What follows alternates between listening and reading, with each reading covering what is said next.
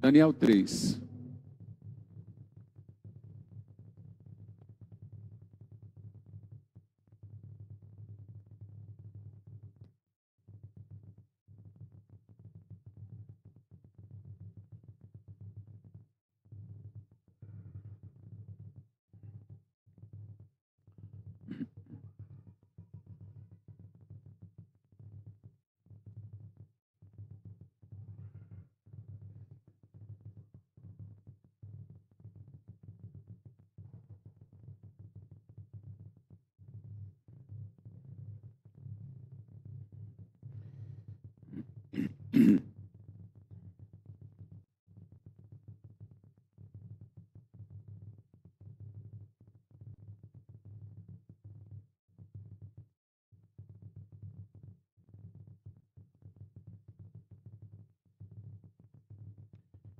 É um texto longo, irmãos. Eu não gostaria de ler todo o texto, mas eu não estou vendo jeito. Eu vou cortar a história pelo meio. Então vamos ler tudo, amém? Capítulo 3. O rei Nabucodonosor fez uma imagem de ouro de 27 metros de altura, 2 metros e 70 centímetros de largura, e a ergueu na planície de Durá, na província da Babilônia, onde hoje é o Iraque. Depois convocou os sátrapas, os prefeitos, os governadores, os conselheiros, os tesoureiros, os juízes, os magistrados e todas as autoridades provinciais para assistirem à dedicação da imagem que mandara erguer. Assim todos eles, sátrapas, prefeitos, governadores, conselheiros, tesoureiros, juízes, magistrados e todas as autoridades provinciais, se reuniram para a dedicação da imagem que o rei Nabucodonosor mandara erguer e ficaram em pé diante dela. Então o arauto proclamou em alta voz: esta é a ordem que é dada a vocês, homens de todas as nações, povos e línguas.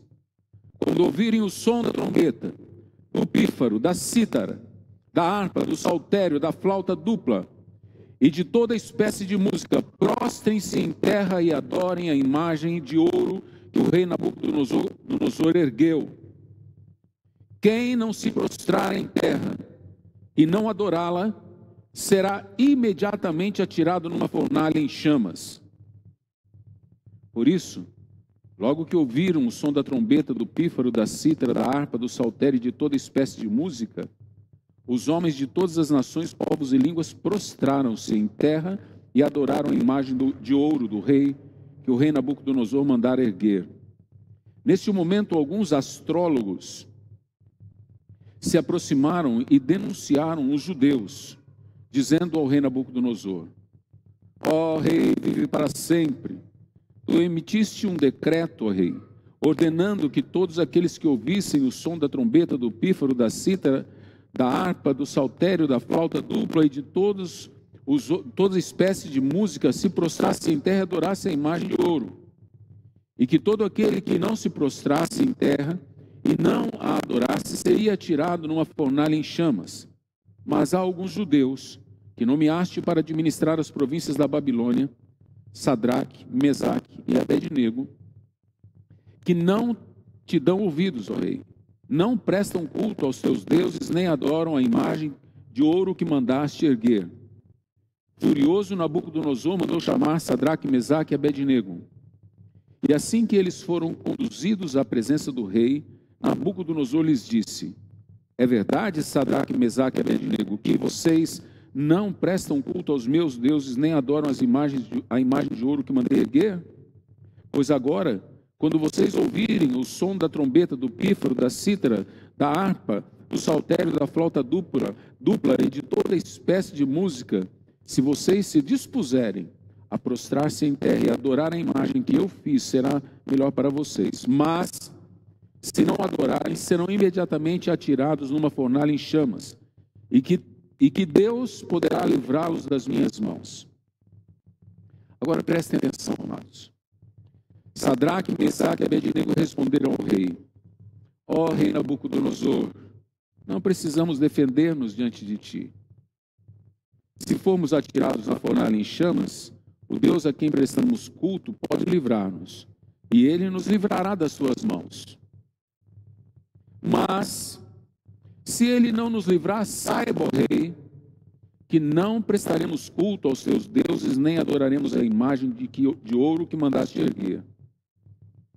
Nabucodonosor ficou tão furioso com Sadraque, Mesaque e Abednego que o seu semblante mudou. Deu ordens para que a fornalha fosse aquecida 7 vezes mais que de costume, e ordenou que alguns dos soldados mais fortes do seu exército amarrassem Sadraque, Mesaque e Abednego e o atirassem na fornalha em chamas.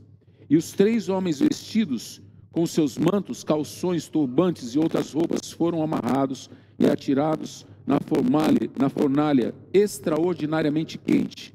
A ordem do rei era urgente, e a fornalha estava tão quente que as chamas mataram os soldados que levaram Sadraque, Mesaque e Abednego. E estes caíram amarrados dentro da fornalha em chamas. Mas logo depois, o rei Nabucodonosor, alarmado, levantou-se e perguntou aos seus conselheiros: não foram 3 os homens amarrados que nós atiramos ao fogo? Eles responderam: sim, ó rei.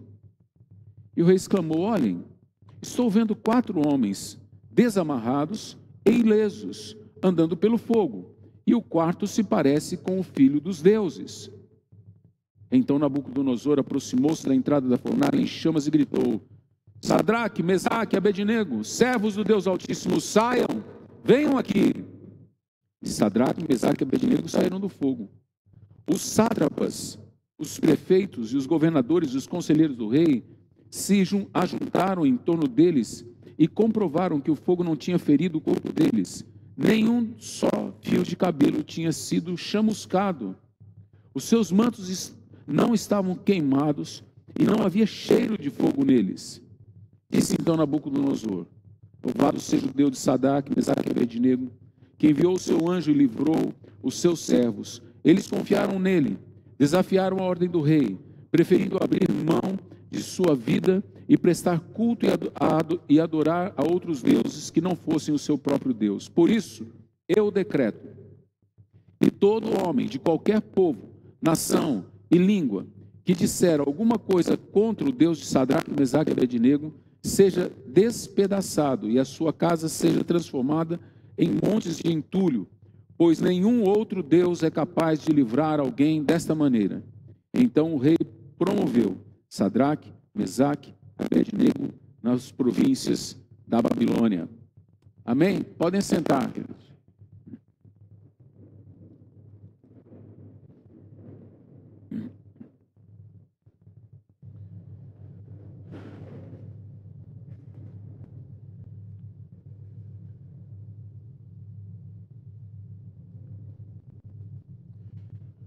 Imagina você, que situação desses 3 homens. E aí, Paulo, você tá bom, cara? Glória a Deus. Fique em pé, querido, por favor. O Paulo passou por um acidente bem difícil, né? Mas está aqui ileso. Pastor, ficou no hospital. Que corda você frequenta, Paulo? Então, é bom estar nas cordas porque a gente pode, né, juntar lá e promover, né? Então agora vai para a corda, velho. Vai para a corda porque você sabe que a coisa é feia, né? A gente entra na fornalha, se Deus não segurar, a gente chamusca mesmo, pega fogo. O Paulo foi livre por Deus. Ele passou por uma tragédia de moto, teve um grande acidente, teve fratura craniana, chegou a ter? Fratura craniana e tudo mais. Quanto tempo faz, Paulo? 2 meses? 1 mês e meio? 14 dias? 14 dias. E ele está aqui, em pé e livre. E eu louvo a Deus por isso. Que Deus te abençoe, viu, amado? Em nome de Jesus. Glória a Deus. Glória a Deus. Que bom que você está aqui. Glória a Deus. Eu não sei onde você mora, mas você pode ir para minha corda, viu? Tá? Você está convidado. Minha corda é aqui perto do posto do Júlio. Até daqui a pouco, que nós vamos multiplicar ela. Vocês ficam tudo de bobeira, eu vou convidando, irmãos. Eu vou convidando. Todo aqui de cima tem privilégio, né? Se eu fosse um dos 6, eu já tinha corrido lá do lado dele, pegado o nome, endereço, telefone. Ô Paulo, deixa eu conhecer, prazer e tal, né?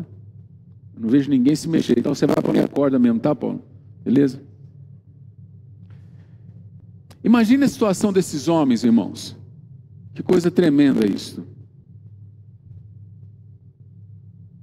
Esses homens, para os irmãos terem uma ideia, quando eles foram tirados da sua terra, eles eram adolescentes, jovenzinhos, que foram selecionados como gado.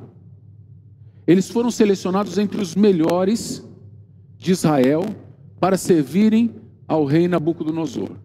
Foram castrados, eles eram eunucos, e esses homens foram colocados diante das províncias da Babilônia, tanto eles como Daniel também.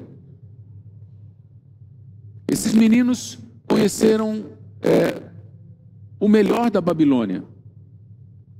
Eles tinham as melhores comidas a seu dispor. Você pode ver que eles não estão maltrapilhos, eles estão com chapéus, eles estão com mantos. Você viu como que eles estavam?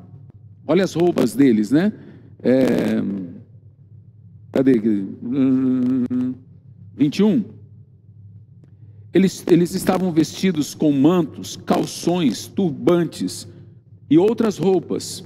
Quer dizer, eles eram nobres, mas eles eram escravos. Apesar de tudo isso, eles eram escravos. E agora eles estão numa posição totalmente desfavorável, porque eles sabem que eles não podem se dobrar diante de uma imagem. É proibido por Deus, proibido, e a sentença é a morte para um israelita que se dobra diante de uma imagem. Então eles estão agora entre servir a Deus e servir o homem. Eles sabem que se eles servirem a Deus, eles podem morrer.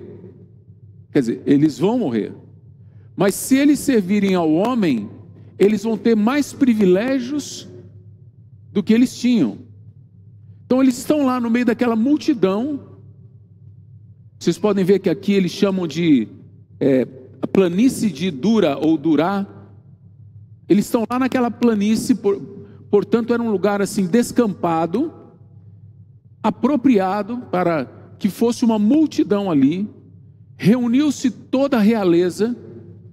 O rei Nabucodonosor, em seu esplendor, no seu trono magnífico, está assentado naquela planície, rodeado de soldados, rodeado de governadores, rodeado de nobres, rodeado de toda a gente da alta estirpe da Babilônia. Lembrando que a Babilônia era os Estados Unidos da época, mas não era como os Estados Unidos, que é um país próspero. A Babilônia, além de ser próspera, ela era glamurosa. Por quê? Porque ela era um império. Ela dominava outros países, e o seu imperador, o seu rei, ele era sempre colocado num ponto alto. Tinha alguém para ser visto, mas com esplendor. A coisa era assim, magnífica. Eles procuravam produzir um teatro que mostrasse o rei como alguém que fosse um Deus. E agora ele constrói uma imagem. Olha a altura dessa imagem. Ela tinha 27 metros de altura, 2 metros e 70 centímetros de largura. O trem era grande, irmãos. 27 metros de altura. Pra vocês terem uma ideia, um poste tem mais ou menos 8 metros de altura, né? É 8 metros de altura. 2 postes, 16 metros. 3 postes, vai lá, Franco. 16 mais 8, 24. 4 postes. Oi? 4 postes, 32. Ela tinha 37. 27 metros. Eu já passei dela, né? É que eu já estou com a visão de Deus, já estou olhando de cima para baixo, né? Então tinha 27 metros de altura, e portanto eram 2 postes, 3 postes, um em cima do outro, e 2 metros e 70 de largura, quase 3 metros de largura. 3 metros de largura, imagina aqui, ó. O trem era isso aqui, e subia e ia embora. Esse é um negócio muito feio, né? Eu acho que devia ter uma base grande para ter essa estátua em pé.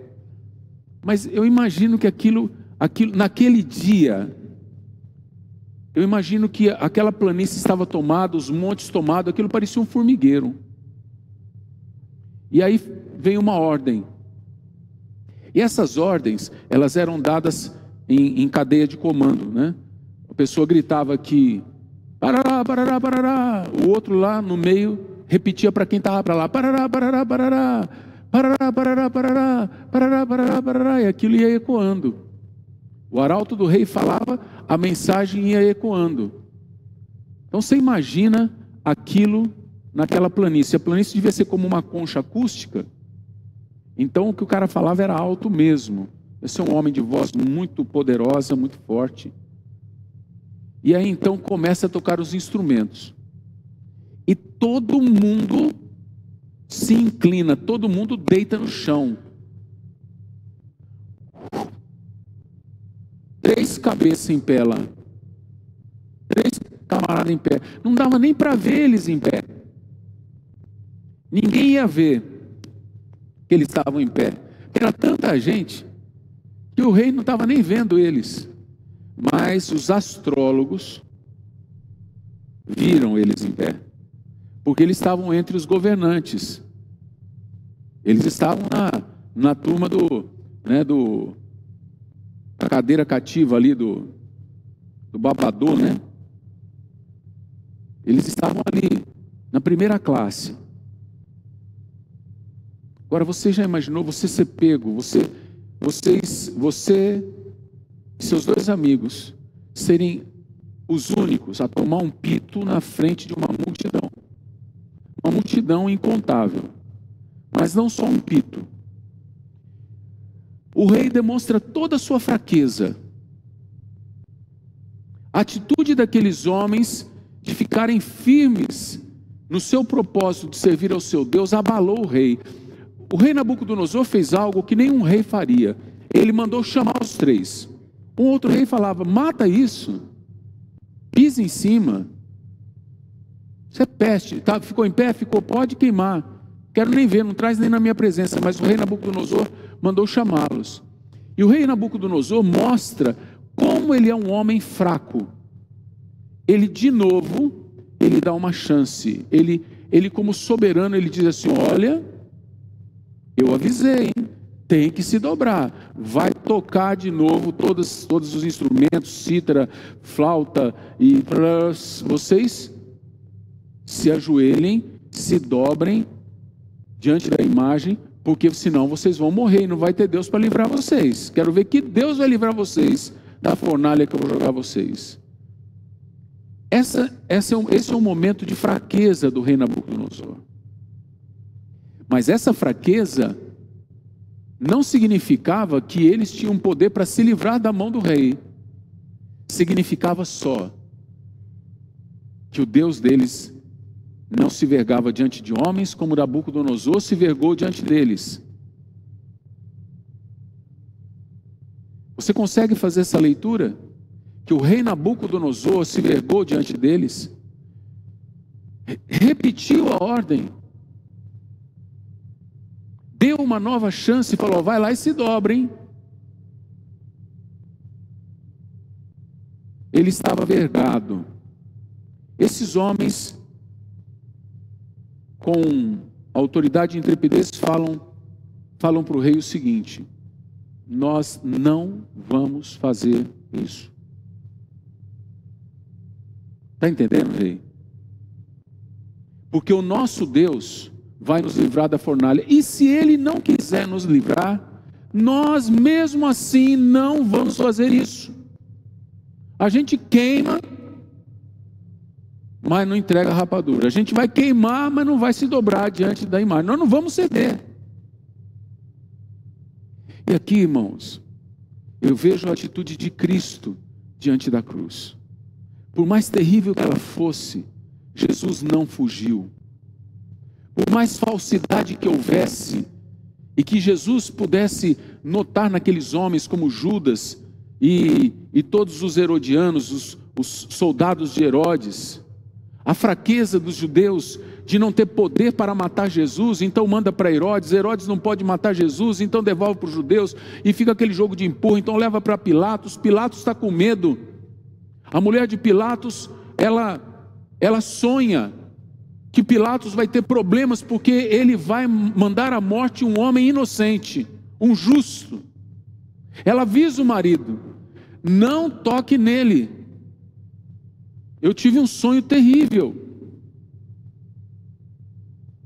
Jesus sabia de tudo isto, e quando vem aquele pomposo Pilatos, e que se coloca ao lado de Jesus, na frente de todo o povo de Israel, que queria que Jesus fosse crucificado. Todo o povo não, dos líderes de Israel, que queriam ver Jesus crucificado.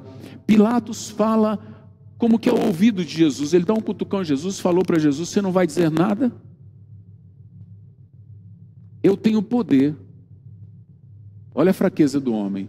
Eu tenho poder. Quem tem poder não fala que tem poder.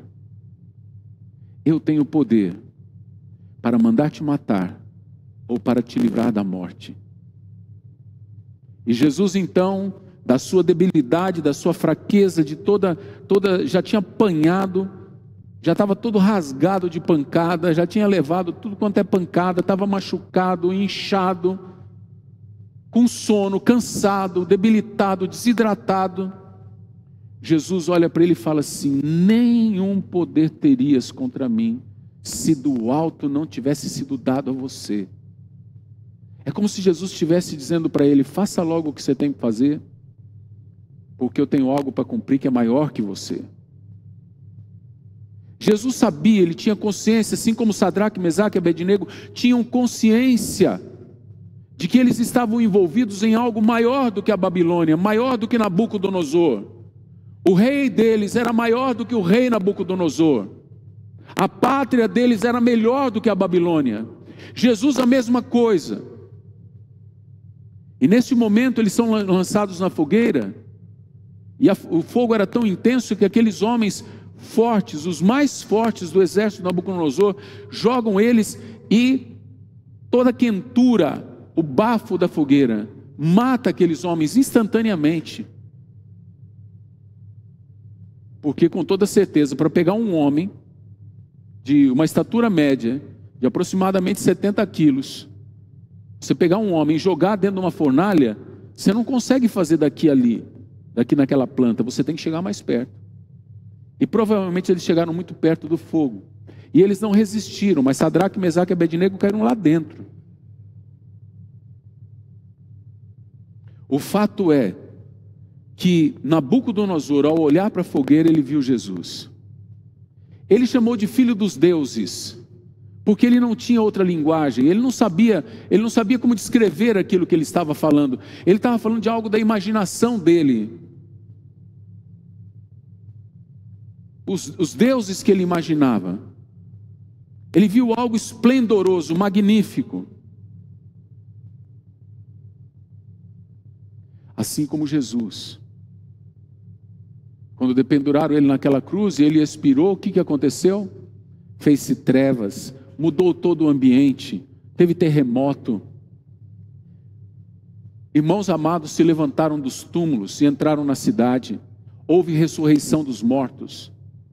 Todo o céu foi abalado, a terra foi abalada, o inferno foi abalado, tudo o que havia foi abalado.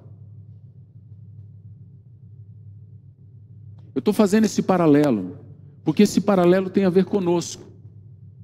Porque em Cristo, nós somos como Sadraque, Mesaque e Abednego todos os dias. Todos os dias, nós somos convocados a nos dobrar diante das imagens do mundo. Nós somos convocados a nos dobrarmos diante dos prazeres do mundo, diante dos privilégios do mundo. Somos convidados, somos chamados e insistem conosco. Se dobrem, porque vocês serão promovidos. Se dobrem, porque vocês receberão privilégios. Se dobrem, porque vocês vão ter uma condição melhor. E nós temos que decidir, assim como Jesus lá no Getsemane teve que decidir entre fazer a vontade do Pai e da sua carne, assim como Sadraque, Mesaque e Abednego tiveram que se decidir, servir aquele rei ou ao rei Altíssimo, nós temos também que nos decidir, dia após dia, a quem vamos servir. E muitas vezes, irmãos, quem foi ao congresso teve essa oportunidade de ver que nós temos dias que são glamurosos, dias que a presença de Deus, ontem à noite, a irmã Sara terminou sua palavra, eu fiquei sentado, eu não queria sair dali, eu não queria abrir os meus olhos, eu não queria me levantar, eu queria só ficar quietinho, só desfrutando daquele momento da presença de Deus, só ali. Aquilo podia ser eterno. Eu estava em paz, eu estava saciado, eu estava satisfeito, eu estava aleluiado. Hoje a mesma coisa. Ela falou que os homens caíssem como pedras, e começamos a cair de joelhos, e eu botei meu rosto em terra, e ela falou para ir ministrar outros, mas Deus não me movia para isto. Deus me movia para ficar ali na presença dele. Fique aí, quieto. O Emerson me chamou para cantar junto com a banda, e eu falei não. E ele foi gentil comigo, me convidando. Eu falei não, esse é o momento de vocês estarem lá, eu tenho que ficar quieto. Por quê? Porque era um momento onde Deus tinha um trato comigo, Deus estava me tratando. Então eu tinha que ficar na presença de Deus ali quieto. Não importava se Deus ia fazer milagre através de outros, se Deus ia fazer prodígios, sinais, maravilhas. Eu só desejava ali a presença de Deus. Então nós temos esses momentos que são ímpares, mas o nosso dia a dia não é glamouroso. O nosso dia a dia é como o da ovelha entregue ao matadouro. É da ovelha entre lobos. É da perseguição. E da perseguição velada. No nosso país a perseguição é velada. Porque Satanás não nos persegue com brutalidade, ele nos persegue com prazeres, com oportunidades, com seduções. E nós temos que decidir se nós vamos nos dobrar a isto, ou se nós vamos nos manter em pé e dizer, eu prefiro morrer. Pode matar. Mas e se Deus não fizer nada? E se não houver um raio do céu, um anjo que desce, se a terra não fender, se os montes não se abalarem, no momento em que você disser, não me dobrarei? E a resposta tem que ser a de Sadraque, Mesaque e Abednego. Eu não vou ceder a nenhuma proposta do mundo, mesmo que Deus não faça coisa alguma, mesmo que não aconteça nada, mesmo que aconteça nada, eu permanecerei firme na minha posição, de servir ao único e verdadeiro Deus, de ter prazer maior naquele que me amou do que nas coisas que a minha carne deseja. Eu quero aquele que me amou. Eu quero poder levantar as minhas mãos na presença de Deus e penetrar o lugar santíssimo e simplesmente sentir que Deus é comigo. Nada mais importa. Como dizia um cântico antigo, a tua graça é melhor que a vida. Meus lábios te louvam e a ti bendirei, e em teu nome minhas mãos levantarei. A tua presença enche o meu coração. A tua presença enche o meu coração. Meus lábios te louvam e a ti bendirei, e em teu nome minhas mãos levantarei. Todos os dias, a tua graça é melhor que a vida, e a tua presença enche o meu coração. Eu não sei o que você deseja. Esses homens, eles não tiveram apreço por suas posições pessoais. Jesus não teve apreço porque queriam torná-lo rei. Eu não sei se vocês já perceberam na palavra, mas Israel queria tornar Jesus rei. Israel queria um rei no lugar de César. Mas Jesus, ele não queria reinar aqui. Jesus queria reinar em todo lugar. E por isso ele não podia aceitar o reinado aqui, mesmo que fosse algo tão maravilhoso. Você vê que Satanás, ele é uma antítese da fé cristã, né? Satanás, ele acredita tanto em Jesus. A Bíblia diz que ele crê e estremece. Ele acredita tanto que ele se ocupa de tentar Jesus para que Jesus ceda de alguma forma. Primeiro ele diz: mostre o teu poder, transforme pedras em pães. Depois ele diz: deixamos ver a tua glória, se lance daqui para baixo, porque está escrito que o Senhor dará ordem aos seus anjos. Lembra que ele foi um anjo do Senhor, ele foi um ser angelical. Ele estava agora usurpando, tentando usurpar de novo aquele lugar de glória que ele já havia tido. E ele diz para Jesus: salta, porque eu sei que eles estão a seu serviço, e eles vão vir correndo para te segurar, para que você não bata em nenhuma pedra. E por fim, não tendo como fazê-lo se dobrar, ele oferece tudo o que ele conquistou do homem: a terra, os reinos, a glória desses reinos. Ele diz: te dou tudo, se você se prostrar e me adorar. E Jesus então deu a resposta que nós devemos dar todos os dias: somente ao teu Deus adorarás, e só a Ele prestarás culto. Nós não podemos adorar e nem cultuar carros, casas, privilégios, profissão. Nós não podemos adorar um projeto, nem cultuar um projeto de poder ou de crescimento na sociedade, algum projeto pessoal de desenvolvimento, seja ele na área acadêmica, seja ele na área profissional, seja ele na área afetiva. Não, o melhor que eu tenho é Jesus. O melhor que existe é o que eu tenho, é Jesus. Não há nada melhor do que Jesus. Não há nada que eu queira mais. Não há nada no céu, nem nada na terra que eu queira além de ti. Você pode dizer isto hoje para Deus? Que Deus tem o teu coração? Que você não vai negociar isto?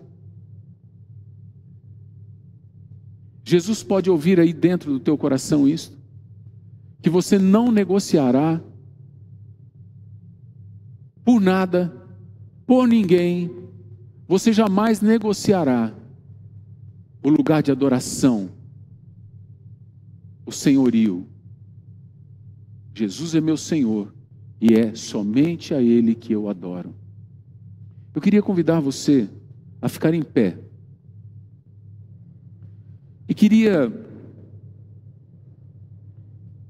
te dar um tempo para você. Eu queria que o grupo viesse aqui à frente, grupo de adoração, tocasse de novo essa canção, porque essa última canção que vocês tocaram, preste atenção nesta letra. Eu era cego, agora eu posso ver. Eu era cego e agora eu enxergo. E eu enxergo que tudo que tem no mundo, toda a glória desse mundo não vale a pena. Eu enxergo que tem alguém que merece toda a minha adoração, que é digno de toda a minha adoração, de todo o meu louvor. Eu consigo enxergar isto. E eu quero adorá-lo. E eu queria pedir a você, que se você tem isso no seu coração, que você fechasse os teus olhos, levantasse as suas mãos. Se você quer se ajoelhar, você se ajoelhe. Se você quer ficar em pé, você fique. Não importa a sua posição física, mas que você se dobre diante do Senhor. Que dentro do teu coração você entregue toda a adoração a Jesus Cristo. Essa canção também diz, na tradução em português não está isso, mas no inglês está que eu era um miserável pecador. Compreenda isso, você consegue compreender isso?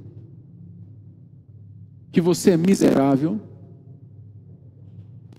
Eu pergunto para você, vamos considerar que alguém entrasse armado ali e nós não soubéssemos, enquanto estávamos aqui, o Brasil foi tomado por alguma força, por algum bando, por alguma força militar que não é do bem, e de repente fosse dada uma ordem que eles entrassem em todas as igrejas e matassem todos os crentes.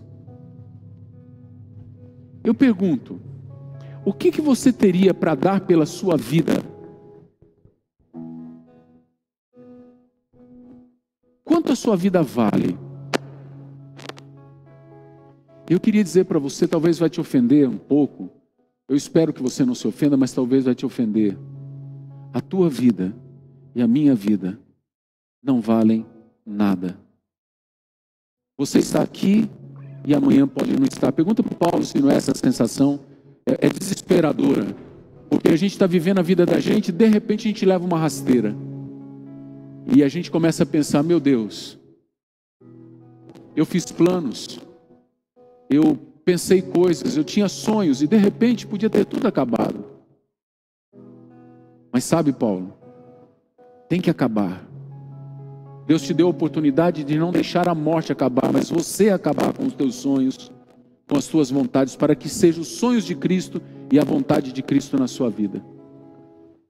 É isso que nós precisamos entender. Às vezes, o confronto da morte nos leva a pensar isto. Meu Deus, eu achei que tinha tempo e não tem tempo mais. O médico chega e fala, olha, tem uma notícia para te dar. Descobrimos um tumor dentro de você. E, infelizmente, é um tumor agressivo e você tem somente uma semana de vida. A dor que você sentiu não era o primeiro sinal, era o último. O que você dará pela sua vida? O que você fez na vida que valeu a pena?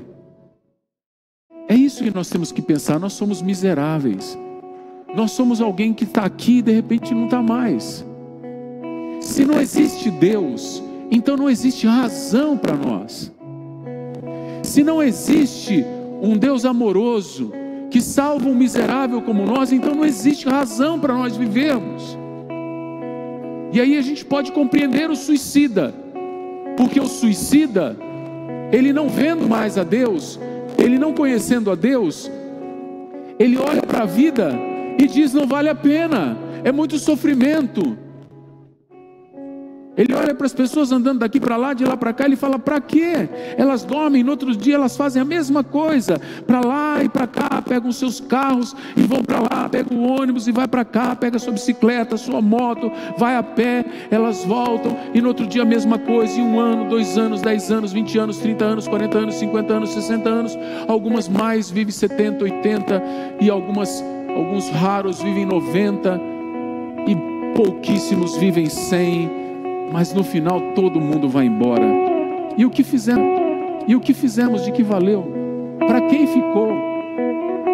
Você construiu uma carreira maravilhosa, com propriedades, muito dinheiro. Vai ficar, mano, vai ficar.